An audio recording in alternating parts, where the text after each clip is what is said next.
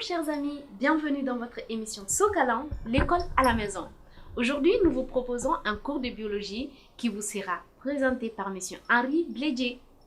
Suivez attentivement ce cours, très important et qui traitera du paludisme. Et à tout à l'heure. Bonjour tout le monde. Vous avez M. Henri de la biologie, école La Providence Momo Cissé. Alors, l'autre jour, on avait commencé la biologie. On s'est arrêté à un niveau donné. Alors, nous avons consigné l'autre fois la période d'invasion, la période d'incubation, la période secondaire que nous appelons la période, secondaire ou chronique. Alors, aujourd'hui, nous allons voir également la dernière période, petit 4,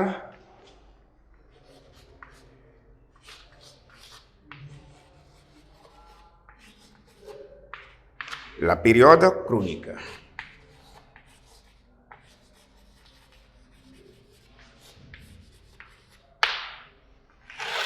Alors, qu'est-ce qui se passe à ce niveau? Eh bien, les organes, comme par exemple le foie, la rate, sont atteints. Lorsque ces organes sont atteints, eh bien, l'organisme est disposé à d'autres agressions microbiennes. Voilà ce qui se passe à ce niveau, quatrième période. Donc, nous disons que les organes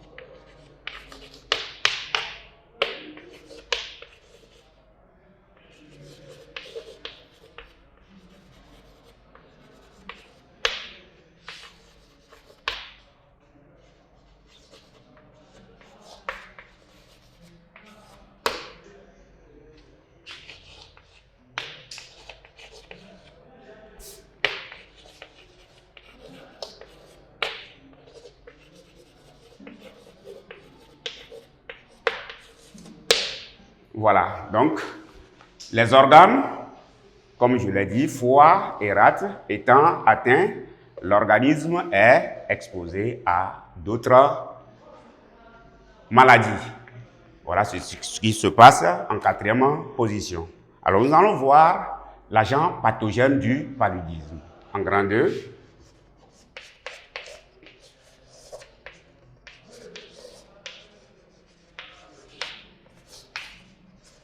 L'agent pathogène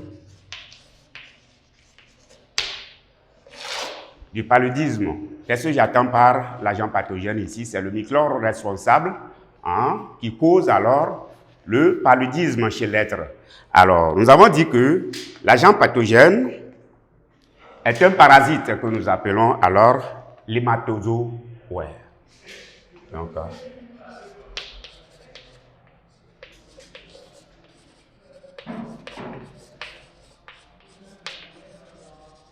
l'agent pathogène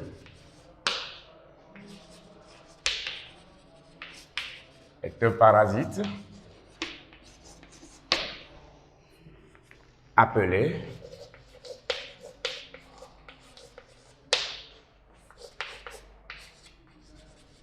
hématozoaire.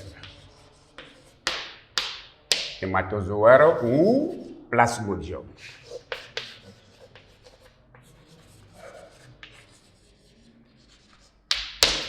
Voilà donc le microbe responsable du paludisme. Alors, nous allons évoluer pour dire que la maladie se transmet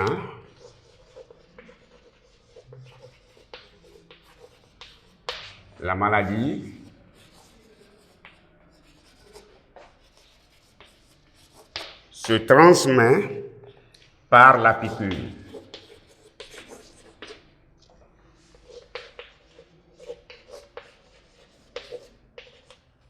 Par la piqûre d'un moustique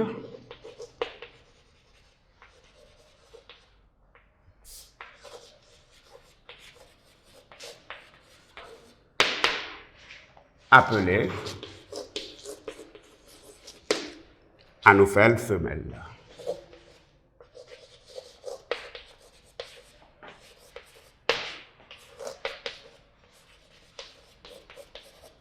L'anophèle femelle, donc, qui est un agent vecteur du paludisme, à ne pas oublier, ou alors confondre avec l'agent causal. Donc, à l'examen, on pourra vous demander quel est l'agent vecteur du paludisme. Eh bien, donc, c'est l'anophèle femelle. Eh bien, l'agent causal n'est autre que le microbe responsable que nous appelons hématozoaire ou bien plasmodium. Voilà donc ce qu'on peut dire pour l'agent pathogène du paludisme. Nous allons amorcer alors le cycle évolutif du paludisme. Grand 3. Cycle évolutif du paludisme. Alors, ce cycle comprend 2 phases. Donc, nous allons observer une première phase chez l'homme et la deuxième phase chez l'animal même en question, c'est-à-dire le moustique. Petit 1 chez l'homme.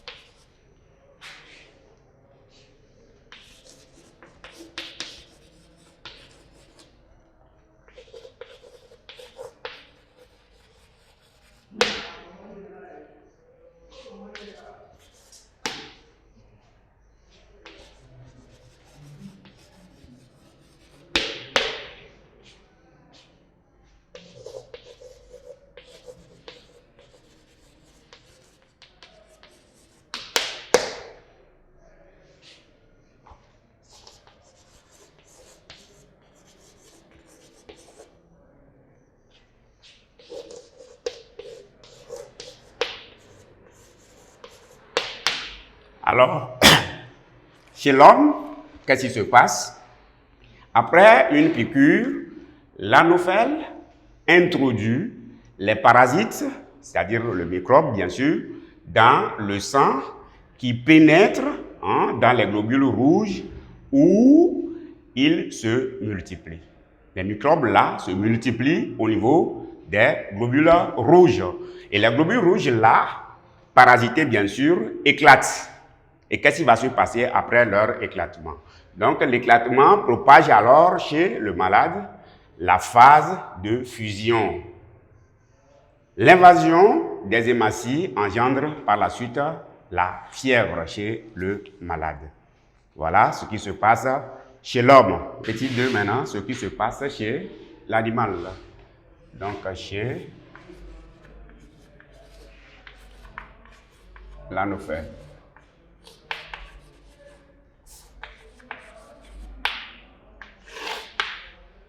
Alors, je disais que lors d'une nouvelle piqûre,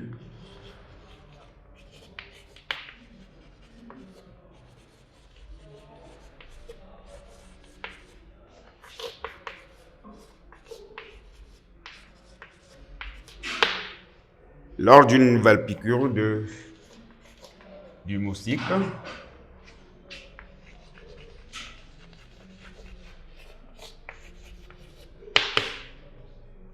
les spores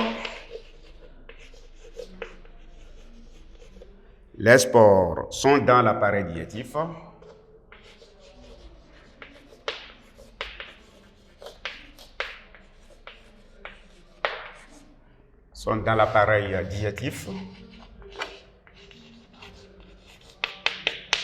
De l'insecte.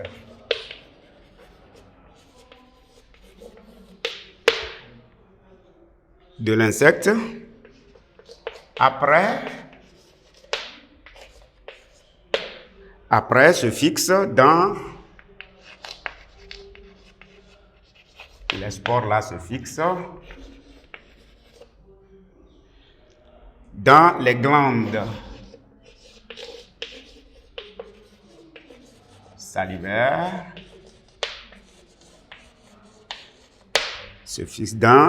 salivaires, de l'anophèle.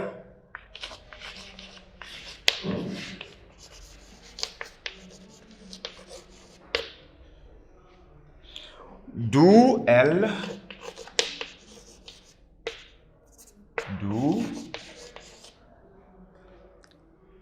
seront expulsées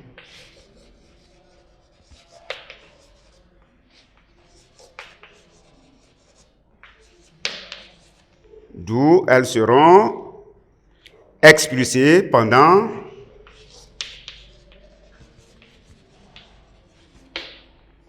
une prochaine piqûre.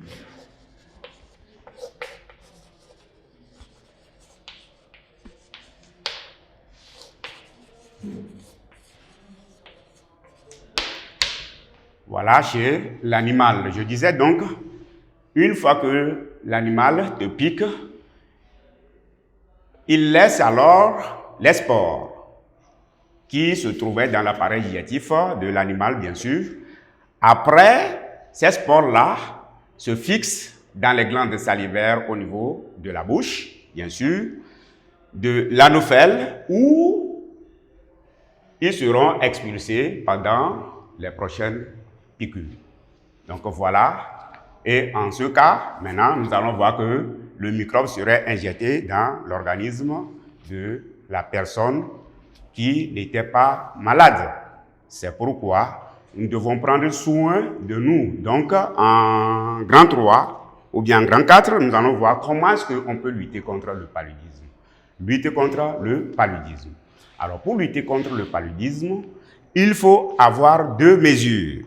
La mesure préventive et la mesure curative. Comment se protéger, comment nettoyer les alentours des maisons, etc., constituent alors les mesures préventives. Alors, maintenant, les mesures curatives. Lorsque tu es déjà malade, qu'est-ce qu'il faut faire?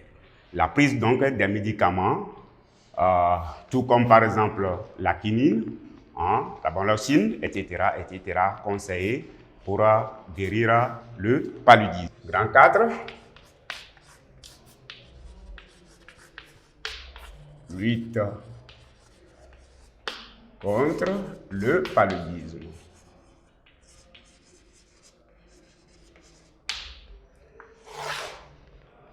Petit a.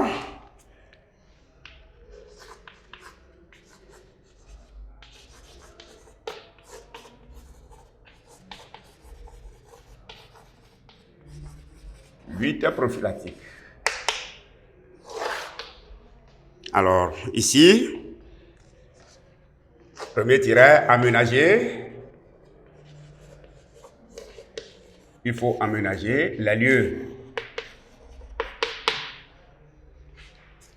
Deuxième tiret, se protéger.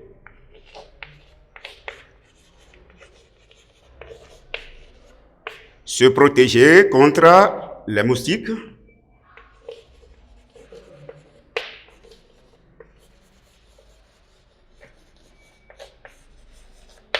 Contre les moustiques en utilisant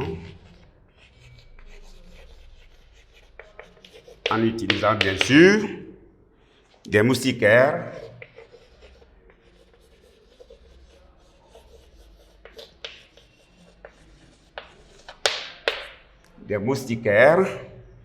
à imprégnation durable.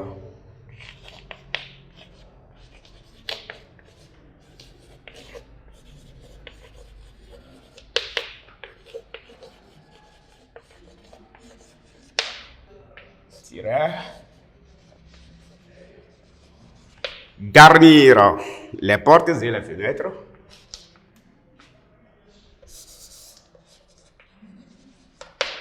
Les portes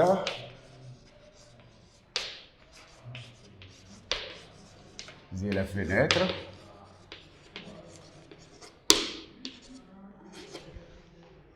Les portes et les fenêtres de grillage fin.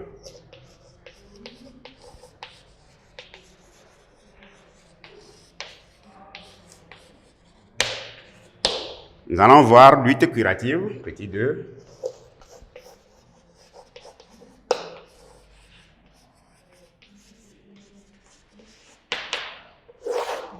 Lutte curative, il faut utiliser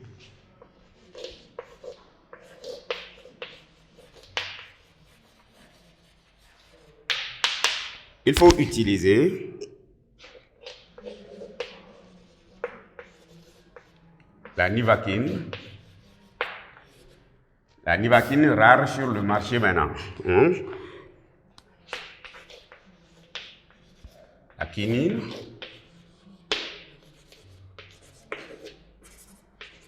La quinine. Des maloxines.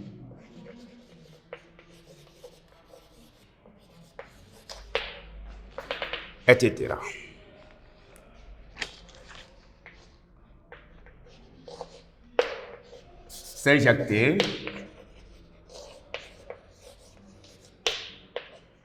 S'injecter des quinines.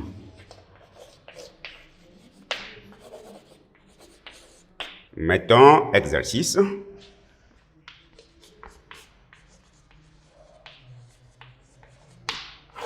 Exercice. Petit 1. Définir le paludisme.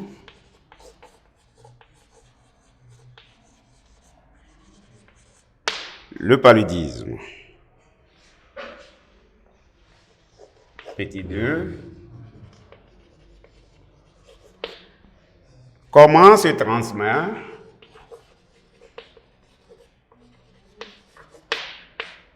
transmet le paludisme?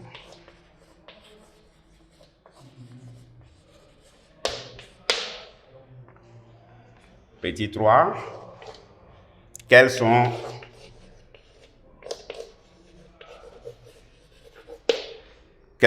les mesures à prendre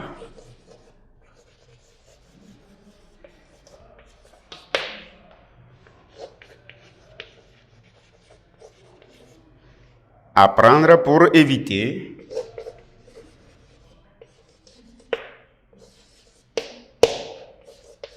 le paludisme?